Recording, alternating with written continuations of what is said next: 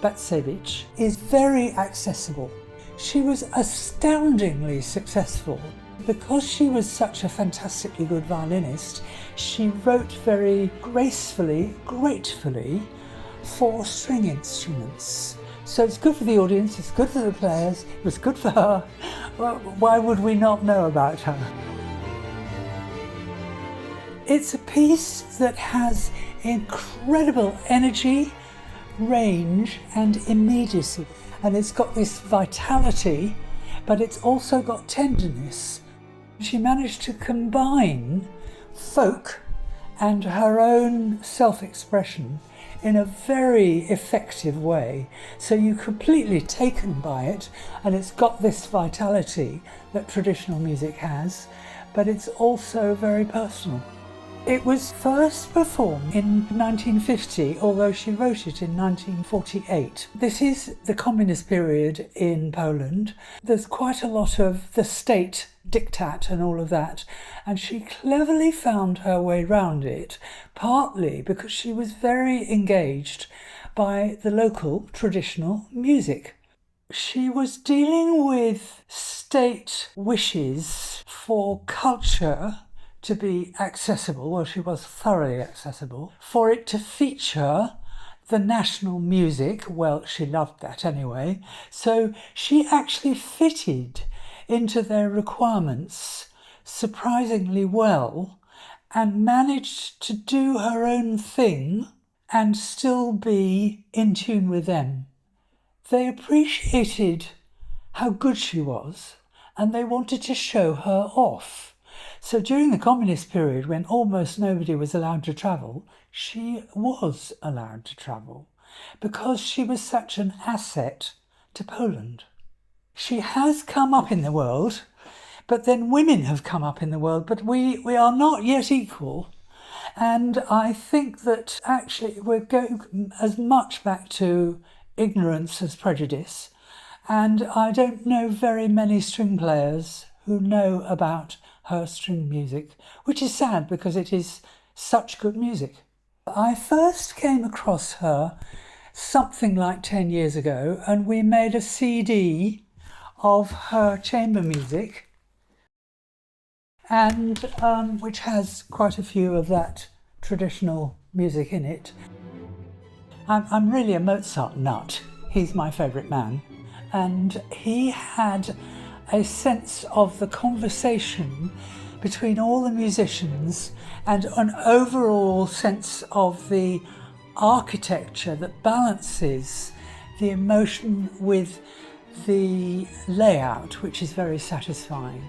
And I think Bacewicz had a similar understanding of shape and form combined with personal expression.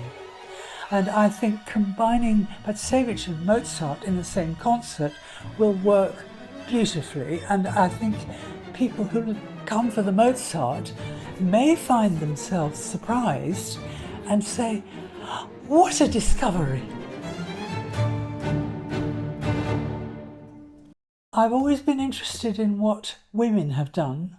And about 40 years ago, I came across a book of French music that on one page said, the Piano Concerto by Germaine Taillefer is a sparkling neoclassical whatever. And I thought, oh, goodness, I've never even heard of her, and I've never even heard of a woman composer. So I went off to find the music, which was actually quite tricky, but I did find the music, and we gave the UK premiere in about 1985. And the orchestra all said, gosh, if this is Poulenc, that would be standard repertoire. And I thought, she's not the only one. So I started digging. And I dig and I dig and I dig. I continue to dig. And then eventually, because my husband is a bit techie, he said, you need to set up a website. So womenofnote.co.uk will give you a lot more information. And I've tried to make it clear where the publisher has made a print edition accessible. Most of it is findable if you know how to dig. My father was a keen amateur violin collector, and when he died, we got someone I knew to look at the collection. And he went, no, no, no, no, no. Ah, yes. He said, it's a Del Gesù. And we lent it to one of the leaders of the Vienna Phil. Then after a while we thought, time to sell it, because I had realised what I wanted to do with the money. And I put some of my bit into making a grant system for people who were putting on music by women composers. It was partly a trust and it was partly Sirens. So it's been going something like 7 or 8 years. I think we've got a couple more years to run. And the pleasing thing about it is that people are including many more orchestral works in their programming. And the fact that it can be given to orchestras who might not be able to afford whatever it is, and as we have mentioned, a composer they may not even have heard the name of, seemed to be a good idea. And so the Sirens Fund has lubricated that process. I'm sort of wanting to think that the world could be a fairer place. Now, the cynical bit of me says not in my lifetime, but it is improving. I mean, the difference between the BBC when I started and Radio 3 now is transformational. I mean, they include this stuff without thinking about it. But when I first approached them, they would frown and say, go away. So isn't that good news? Change happens very slowly. And people start thinking about it, and like the festivals and the music clubs, and the players put on much more than they ever did.